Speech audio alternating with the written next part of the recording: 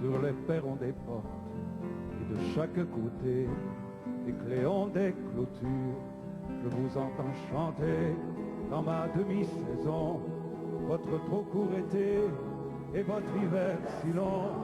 Je vous entends rêver dans les soirs de tout temps, il est question de vente et de gréement, de labour à finir, d'espoir et de récolte, d'amour et du voisin qui veut marier sa fille.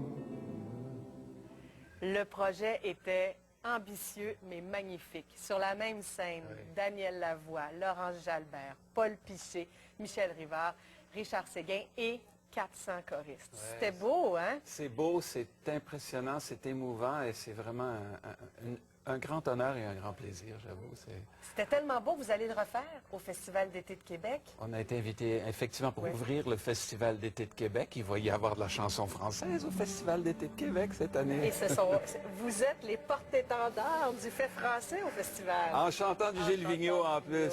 Monsieur Vigneault, qui, on m'a dit, j'ai entendu aux nouvelles ce matin, qu'il va très bien. Bon. Le projet de départ, l'idée de départ là, dans ce grand cœur avec des monstres de la chanson du Québec.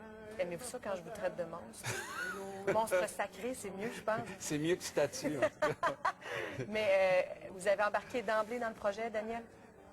Écoute, oui. Oui? Oui, Marcel Auclair m'a approché un jour, m'a demandé, on veut faire un show, parce qu'on a fait, d'abord, tous les 5 que vous voyez là, on fait des spectacles seuls avec le Grand Cœur.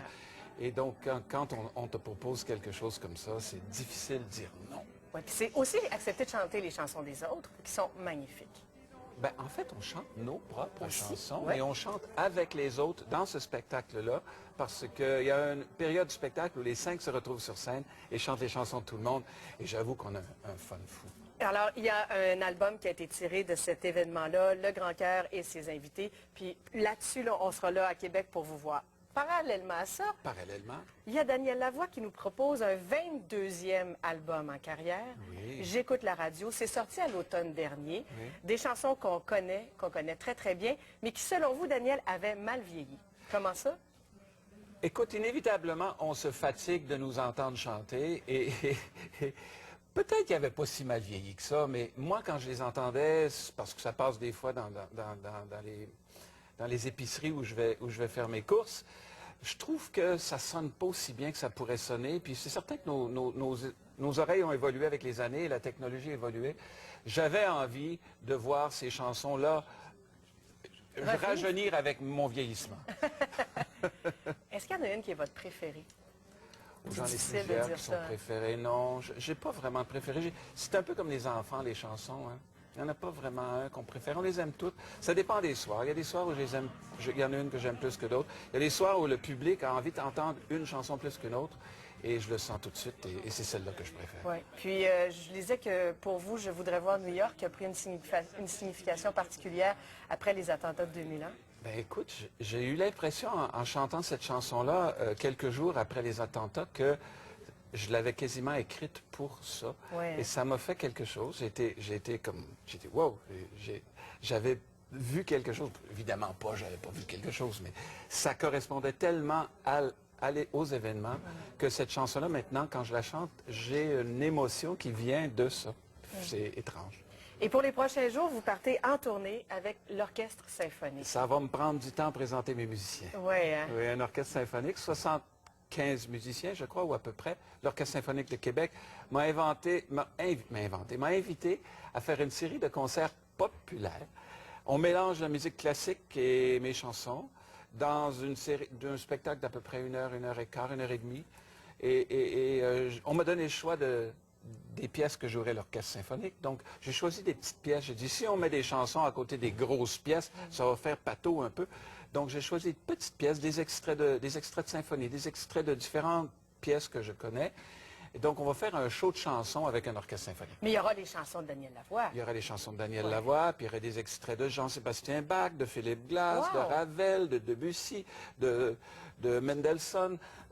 Des beaux petits extraits, très beaux, pas des choses difficiles, des choses intéressantes qui donnent une idée aux gens ce que peut sonner un orchestre symphonique. Vous allez faire 3 spectacles en église. On fait 3 en église et 3 en salle. Il y a quelque chose de solennel là-dedans. quand même. Ben, l'Église, c'est moins solennel que ça l'a déjà été. Les curés sont moins sévères qu'ils l'étaient.